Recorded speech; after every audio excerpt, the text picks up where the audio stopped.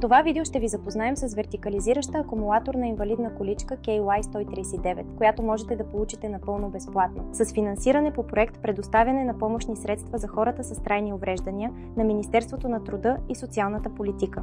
KY139 е мултифункционална акумулаторна количка, предназначена за употреба както вкъщи, така и навън. Тя може да измине до 25 км с едно зареждане при максимална скорост от 8 км в час. Количката е изключително лека и компактна. Тя тежи едва 67 кг и може лесно да бъде разглобена и транспортирана в багажника на автомобил.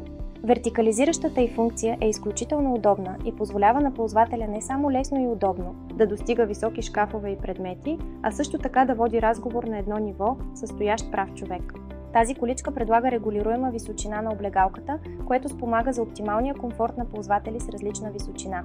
Можете да научите повече за това помощно средство, както и за опциите за финансиране на сайта ни adapt.bg или в един от 12-те ни магазина в цялата страна.